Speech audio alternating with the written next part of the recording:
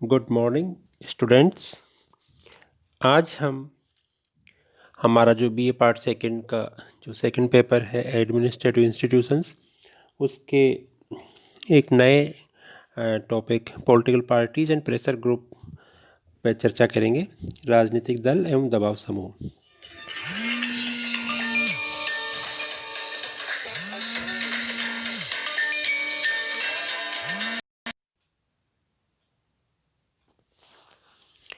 तो हम राजनीतिक दल और दबाव समूह के बारे में आज हम कुछ जानकारियाँ प्राप्त करेंगे। आधुनिक विश्व में लोकतांत्रिक शासन प्रणाली ही सर्वाधिक लोकप्रिय शासन प्रणाली है, जैसा कि आप सभी को इसके बारे में जानकारी भी है। आरंभ में जब लोकतंत्र का प्रादुर्भाव हुआ होगा तब लोकतंत्र या प्रजातंत्र की जो शैली प्रचलित थी उसे ही डायरेक्ट लोकतंत्र कहा गया, उसे प्रत्यक्ष प्रजातंत्र कहा गया। इसलिए प्रत्यक्ष इसलिए कि उसमें देश की सारी जनता शासन के कार्यों में सक्रिय रूप से हिस्सा लिया करती थी, किंतु जब से राष्ट्रों की जनसंख्या में वृद्धि हुई है प्रत्यक्ष लोकतंत्र की ये भावना प्राय अप्रासंगिक सी हो गई है।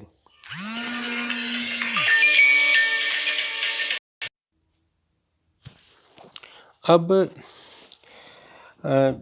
प्राय यह है अप्रासंगिक सी हो गई, तो अब यह संभव नहीं हो रहा कि देश की जनता एक ही स्थान पर एकत्रित होकर शासन संबंधी कार्यों का निर्धारण, संचालन और व्यवस्थापन कर सके। राज्यों की जो वृहद व्यवस्थाएं हो गई, तो उन व्यवस्थाओं के लिए यह आवश्यक हो गया कि हमारा जो लोकतंत्र है, जो हमारा लोकतंत्र है वो प्रतिनिधात्मक शासन प्रणाली के रूप में कार्य करे।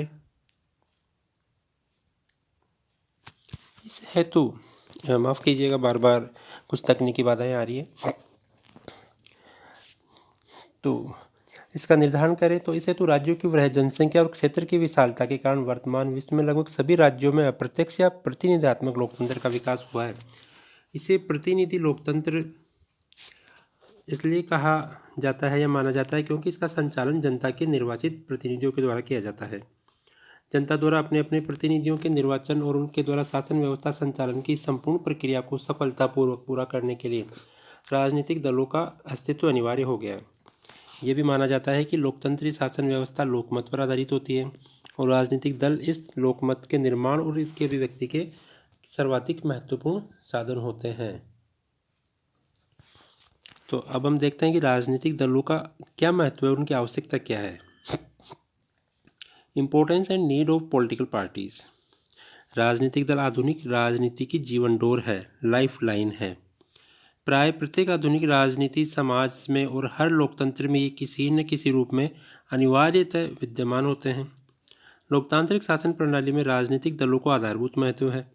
प्रत्येक लोकतंत्र में नागरिकों के राजनीति में प्रवेश का एकमात्र संस्थागत साधन राजनीतिक दल ही होते हैं। लोकतंत्र में राजनीतिक दल की ही चेतना के केंद्र बिंदु भी माने जाते हैं।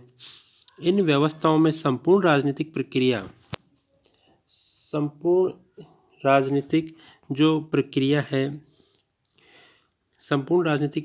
राजनीतिक दलों की दूरी के इर्द गिर्द ही घूमती है। लोकतांत्रिक शासन व्यवस्थाओं में राजनीतिक दलों की सर्वव्यापकता से यही निष्कर्ष निकलता है कि जो पॉलिटिकल पार्टीज होती है, जो हमारे राजनीतिक दल होते हैं, ये विकास की जो हमारी स्थितियां हैं उनके लिए विकास की स्थिति के लिए किसी भी राष्ट्र द्वारा राजनीतिक दलों के बिना काम चला पाना अत्यंत कठिन है, इन्हीं कदाचित असंभव सा हो गया है।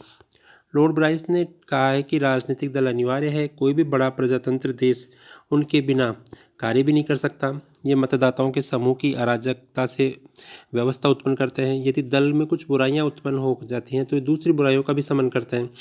इसी प्रकार मैकाइवर ने भी कहा है कि बिना राजनीतिक दलों के न तो सम्यक नीति निर्धारित हो सकती है और न संवैधानिक आधार पर विधानमंडलों के लिए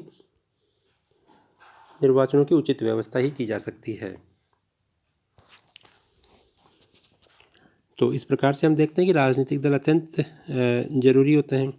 राजनीतिक दलों के महत्व को इन शब्दों में भी व्यक्त किया गया है कि दलीय प्रणाली चाहे पूर्ण रूप से भले के लिए हो या बुरे के लिए हो, प्रजातांत्रिक शासन व्यवस्था में यह अपरिहार्य है। इसी प्रकार लोवेल ने भी दलों के महत्व के बारे में विचार व्यक्त किए हैं। किसी भी बड़े देश में सर्वसाधारण के शासन की संकल्पना कोरी मनगढ़ंत कल्पना मात्र है, क्योंकि जहाँ कहीं व्यापक और विस्तृत मताधिकार है वहाँ दलों की उपस्थिति अनिवार्य है और निसंदेह शासन का नियंत्रण उस दल के हाथ में रहेगा जिसके पक्ष में सर्वसाधारण का बहुमत होगा। इस प्रकार राजनीतिक दल आधुनिक जीवन के लिए अत्यंत महत्वपूर्ण होते हैं। इनके बिना हम लोकतंत्र की सफलता की कल्पना भी नहीं कर सकते। फिर इसके बाद में आपको कुछ एक राजनीतिक दलों की परिभाषाएं यहाँ पर देनी होगी। आप इसमें एडमंड बर्ग की परिभाषा दे सकते हैं, गिलक्राइस्ट की परिभाषा दे सकते हैं, मैकाइवर की दे सकते हैं, मैक्स वेबर की दे सकते हैं। तो ये आपको कुछ एक परिभाषाएं आप यहाँ याद कर लेना। तो इसके बाद हम देखते हैं कि राजनीतिक दलों में उनके आवश्यक तत्व क्या क्या होते हैं पॉलिटिकल पार्टीज़ में। जैसे सबसे पहली बात तो यह है कि एक तो उनमें संगठन का होना अत्यंत आवश्यक है। ऑर्गेनाइजेशन, संगठन राजनीतिक दलों के निर्माण की पहली आवश्यकता है। किसी भी समुदाय को राजनीतिक दल कहलाने के लिए उसका पूर्ण रूप से सुसंगठित होना अत्यंत आवश्यक है। वस्तुतः किसी भी राजनीतिक दल की शक्ति उसके संगठन पर ही निर्भर करती है। राजनीतिक दलों के लिए संगठन ही वह माध्यम होता है जिसकी सहायता से वे अपनी निर्धारित नीतियों का क्रियान्वयन कर सकते हैं। राजनीतिक दल के निर्माण के लिए आवश्यक भी है कि उसके सदस्य संगठित हो, उनके संगठन का कोई विधान हो और सदस्यों में अनुशासन हो। इन विशेषताओं के अभाव में कोई दल प्रभावी नहीं हो सकता। अतः संगठन ही राजनीतिक दल को लोकतांत्रिक शक्ति और संबल प्रदान कर सकता है। दूसरी बात है कि सामान्य सिद्धांतों के प्रति एक सहमति होनी चाहिए, कंसेंसस ऑन बेसिक प्रिंसिपल्स। राजनीतिक दल के निर्माण के लिए दूसरी आवश्यकता है कि उसके सदस्यों में दल के निर्धारित सिद्धांतों, विचारधाराओं अथवा मत के प्रति समर्पित सहमति होनी अत्यंत आवश्यक है। साथ ही संवैधानिक साधनों के प्रयोग में उनमें आस्था होनी चाहिए, faith in use of constitutional devices. लोकतंत्र में तो किसी भी राजनीतिक दल के लिए तीसरी आवश्यकता मानी जाती है, उसके सदस्यों में संवैधानिक साधनों के प्रयोग द्वारा शक्ति प्राप्त करने के प्रति आस्था होनी चाहिए। अपनी सुनिश्चित नीतियों, कार्यक्रमों और विचारों को मूर्त रूप देने के लिए उनमें संवैधानिक मार्ग का अनुसरण करने के प्रति कोई मतभेद नहीं होना चाहिए। राजनीतिक दल के सदस्यों को मतदान की शक्ति में विश्वास रखना चाहिए और अपने उद्देश्यों की पूर्ति के लिए शांतिपूर्वक एवं वैधानिक उपायों को काम में लेने के प्रति विश्वास होना चाहिए। ये जो संवैधानिक साधन है, इनसे शक्ति प्राप्त न कर सकने की स्थिति में क्रांति या विद्रोह का सहारा देने वाले लोगों को राजनीतिक दल की परिभाषा में नहीं माना जा सकता। सत्ता पर प्रभुत्व की इच्छा होनी चाहिए। राजनीतिक दलों का एक अनिवार्य लक्षण है कि उनका अंतिम लक्ष्य है कि उनका दल शासन या सत्ता पर नियंत्रण करे। शासन केंद्र पर नियंत्रण के माध्यम से राजनीतिक दल अपनी विचारधारा और कार्यक्रमों के अनुरूप देश, समाज और राष्ट्र का निर्माण कर सकते हैं। यदि कोई पॉलिटिकल ऑर्गेनाइजेशन अपने अंतिम लक्ष्य के रूप में शासन पर प्रभुत्व करने की जिजीविषा नहीं रखता है तो उसे राजनीतिक दल माना नहीं जा सकता। और एक है कि राष्ट्रीय हित सर्वोच्च आदर्श। राजनीतिक दल के निर्माण की अंतिम और सबसे महत्वपूर्ण आवश्यकता यह भी होती है कि वे अपने समक्ष राष्ट्रीय हित के आदर्श को सर्वोपरि रखें। राजनीतिक दलों को अपने तात्कालिक राजनीतिक स्वार्थों से ऊपर उठकर राष्ट्रीय हित की अभिवृद्धि के दूरगामी लक्ष्यों को भी स्वीकार करना चाहिए, तभी कोई राष्ट्र दुनिया के राजनीतिक मानचित्र पर अपना अस्तित्व बनाए रख पाएगा। अब हम देखते हैं कि राजनीतिक दलों के गठन के क्या आधार होते हैं। राजनीतिक दलों के गठन विभिन्न आधारों पर किया जा सकता है। ब्राइस ने तो राजनीतिक दलों को जनतंत्र से भी अधिक प्राचीन माना है। आधुनिक समय में राजनीतिक दल वर्तमान युग की ही उपज है और इन दलों का विकास जनतंत्र और मताधिकार के साथ साथ ही हुआ है। राजनीतिक दलों के गठन के जो भिन्न भिन्न आधार हैं उन्हें हम ये कह सकते हैं कि पहला आधार, एक तो देखो धार्मिक आधार पर भी राजनीतिक संगठन बनते हैं। अनेक बार बहुत से लोग धार्मिक आधार पर राजनीतिक दल बना लेते हैं जिनका उद्देश्य अपने धर्म के अनुयायियों के हितों का संरक्षण करना होता है। उदाहरण के लिए मुस्लिम लीग है, अकाली दल है, हिंदू महासभा, ये इसी आधार पर बने हुए संगठन हैं। यूरोपीय देशों में कैथोलिक पार्टियां भी इसी आधार पर गठित हुई मानी जा सकती है। दूसरा है फिर आर्थिक आधार, इकोनॉमिक बेस। आर्थिक आधार पर दलों के निर्माण का दूसरा एक आधार होता है। समाज में आर्थिक दृष्टि से कई वर्ग पाए जाते हैं, जैसे पूंजीवादी, श्रमिक, व्यापारी तथा नौकरशाही वर्ग। ब्रिटेन में अनुदार दल पूंजीवादी हितों की रक्षा करता है, जबकि जो साम्यवादी देश उनमें साम्यवादी दल मजदूरों की हितों की रक्षाएं करते हैं। तीसरा होता है एक जाति आधार पर भी कुछ दल बन जाते हैं। जैसे राजनीतिक दलों के निर्माण में का आधार एक जाति भी होती है। जैसे भारत में अखिल भारतीय परिगणित जाति संघ था, जर्मनी में नाजी पार्टी का आधार जाति ही था। दक्षिणी अफ्रीका और दक्षिणी रोडेशिया में काले और गोरों ने अपने अपने हितों की रक्षा के लिए अपने अलग अलग पार्टियां बना रखी है। मनोवैज्ञानिक आधार पर अनेक बार राजनीतिक दलों का निर्माण के मूल में कुछ मनोवैज्ञानिक विचार भी होते हैं। जैसे बहुत से लोग समाज की अतीत की बातों को आदर्श मानते हैं, उन्हें वापस घटित होते हुए देखना चाहते हैं। ऐसे लोगों को प्रतिक्रियावादी माना जाता है। दूसरे प्रकार के लोग समाज में ऐसे होते हैं जो वर्तमान स्थिति में कोई परिवर्तन नहीं चाहते, जैसे पूंजीपति, इन्हें अनुदारवादी कहा जाता है। समाज में कुछ अन्य प्रकार के ऐसे लोग भी होते हैं जो समाज की बुराइयों में सुधार तो चाहते हैं, किंतु यह सुधार वे केवल वैधानिक तरीके से चाहते हैं, इन्हें उदारवादी कहा जा सकता है। दूसरी ओर समाज में कुछ ऐसे भी लोग होते हैं जो समाज की वर्तमान संरचना को घृणा की दृष्टि से देखते हैं और उसमें क्रांतिकारी ढंग से परिवर्तन लाना चाहते हैं, इन्हें हम परिवर्तनवादी, रेडिकल्स अथवा उग्रवादी, एक्सट्रीमिस्ट कह सकते हैं। वैसे तो राजनीतिक दलों के गठन के अनेक आधार होते हैं, किंतु राजनीतिक दलों के गठन का सर्वश्रेष्ठ आधार वैचारिक या विचारधारा को प्रधान माना जाता है। राजनीतिक दलों के गठन के आधार पर यदि क्षणिक या अस्थायी आवश्यकताएं हैं तो वे अधिक दिनों तक नहीं चल सकते। उन्हें होता ही है कि जैसे उनकी आवश्यकता पूरी होती है वो दल खत्म हो जाता है। उन्हें किसी भी समाज के व्यापक हितों पर ही आधारित होना चाहिए। वस्तुतः जो राजनीतिक दल मूलतः देश की आर्थिक और राजनीतिक परिस्थितियों और आवश्यकताओं पर आधारित होते हैं, उन्हें स्वस्थ राजनीतिक दल कहा जा सकता है। और लोकतंत्र के विकास में इसी प्रकार के जो राजनीतिक दल होते हैं वो दूरगामी प्रभाव भी डालते हैं। तो राजनीतिक दलों का अत्यंत व्यापक महत्व है। अब हम देखते हैं कि राजनीतिक दलों के कार्य क्या है, उनकी भूमिका कैसी होती है। प्रत्येक राजनीतिक व्यवस्था में राजनीतिक दल अनेक प्रकार से सक्रिय रहते हैं। किसी देश में राजनीतिक दलों के कार्यों की प्रकृति उस देश की राजनीतिक व्यवस्था की विशेषताओं, स्वयं उस दल की संरचना और अन्य दलों की उपलब्धि से भी प्रभावित और निर्धारित होती है। सामान्यतः जो इनके कार्य होते हैं उन्हें हम कह सकते हैं कि एक तो चुनाव के द्वारा सत्ता पर नियंत्रण करना, control over government through elections. किसी भी लोकतंत्रीय व्यवस्था में राजनीतिक दलों का एक सर्वाधिक महत्वपूर्ण कार्य है। जैसा कि राजनीतिक दलों के आवश्यक आधारभूत तत्वों में पूर्व में ये इंगित भी किया जा चुका है कि राजनीतिक दलों द्वारा सत्ता पर वैधानिक साधनों के माध्यम से प्रभुत्व की इच्छा एक अनिवार्य लक्षण है। इस हेतु राजनीतिक दल सत्ता की प्राप्ति के लिए प्रतियोगिता भी कर सकते हैं।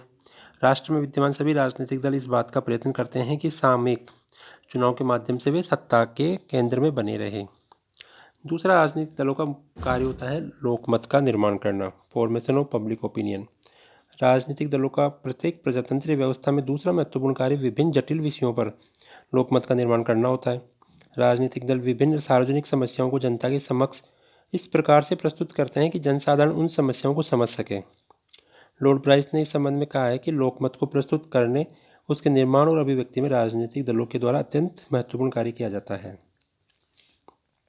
तीसरा एक कार्य हो सकता है कि सरकार का निर्माण और शासन का संचालन राजनीतिक दलों के माध्यम से किया जाता है। निर्वाचन के बाद जो राजनीतिक दल होते हैं उनके द्वारा सरकार का निर्माण किया जाता है। संसदीय प्रणाली में जिस राजनीतिक दल को बहुमत मिल जाता है वह अपनी सरकार का गठन कर लेता है। अध्यक्षात्मक प्रणाली में जिस दल का राष्ट्रपति चुना जाता है वह अपने विचारों से सहमति रखने वाले लोगों को अपनी मंत्रिपरिषद में शामिल कर लेता है। तो इस प्रकार से हम राजनीतिक दलों के विभिन्न क्रियाकलापों का हम देख रहे हैं कि वो क्या क्या कार्य करते हैं। राजनीतिक दलों का एक अन्य कार्य है कि वो सरकार के विभिन्न निकायों का नियंत्रण व उनमें समन्वय बनाए रखते हैं। साथ ही ये नीतियों व कार्यक्रमों के सर्जक होते हैं। बहुत सारी जो नीतियाँ होती हैं वो राजनीतिक दल अपनी उनकी अलग से नीतियाँ होती हैं उनके अनुरूप वो कार्य करते हैं। पॉलिटिकल एजुकेशन देते हैं। राजनीतिक दल चुनाव के समय प्रचार का जो व्यापक कार्यक्रम हाथ में लेते हैं उसके माध्यम से राजनीतिक शिक्षा का महत्वपूर्ण कार्य संपादित होता है। सरकार और जनता के मध्य एक संपर्क की कड़ी होते हैं। अनेक राजनीतिक दल एक निरंतर सामाजिक सांस्कृतिक कार्य भी चलाते रहते हैं। राजनीतिक दलों के कुछ लाभ भी होते हैं, जैसे राजनीतिक दल मानवीय प्रकृति के अनुसार होते हैं। राजनीतिक दल सरकार की निरंकुशता को रोकते हैं। राजनीतिक दल मतदाताओं का ध्यान बड़ी समस्याओं की ओर आकर्षित करते हैं। राजनीतिक दल लोकतंत्र का संचालन को संभव बनाते हैं। राजनीतिक दल कार्यपालिका और विधानमंडल में भी सहयोग बनाए रखते हैं। ये जो व्यक्तित्व तो जो राजनीतिक दल होते हैं इनसे सरकार को बड़ा लाभ होता है। राजनीतिक जागृति उत्पन्न करने का काम करते हैं। विरोधी दल कानूनों की कमियों को दूर करते हैं। राजनीतिक दल सुधार कार्यों की शुरुआत करते हैं और सरकार के गठन में इनसे आसानी आती है। अब हम संक्षेप में ये देखते हैं कि राजनीतिक दलों से हानियाँ क्या है, नुकसान क्या है। पहली हानि तो ये हो सकती है कि राष्ट्रीय हितों को दलों के स्वार्थी प्रचार से हानि पहुंच सकती है। ये एक गुटबंदी की भावना पैदा होती है इससे। दल प्रणाली के कारण देश योग्य व्यक्तियों की सेवा से भी वंचित रह सकता है। राजनीतिक दल व्यक्तित्व को भी कुचल देते हैं। सामान्य नैतिक स्तर में गिरावट आती है इनसे। Deterioration in the general ethical standards. सत्तारूढ़ दल की तानाशाही बढ़ जाती है। ये दल राजनीति में भ्रष्टाचार भी फैलाते हैं। बहुदलीय पद्धति में अस्थायी सरकार के कारक होते हैं। जनता में मतभेदों को प्रोत्साहित करते हैं और राजनीतिक दल सांप्रदायिक विद्वेष भी फैलाते हैं। तो इस प्रकार से हमने राजनीतिक दलों के संबंध में देखा। फिर भी कुल मिलाकर हम ये कह सकते हैं कि जो राजनीतिक दल होते हैं, जो पॉलिटिकल पार्टीज होती है, उनका महत्व निरपवाद रूप से होता है तथा वे प्रत्येक शासन व्यवस्था में अत्यंत महत्व बनाए रखते हैं। क्योंकि अगर राजनीतिक दल नहीं होंगे तो आम जनता की जो बात है या आम जनता के जो हित है उनकी सही ढंग से हमारी सरकार में प्रतिनिधित्व नहीं हो पाता। अतः राजनीतिक दलों का महत्व निरपवाद रूप से बना हुआ है। धन्यवाद।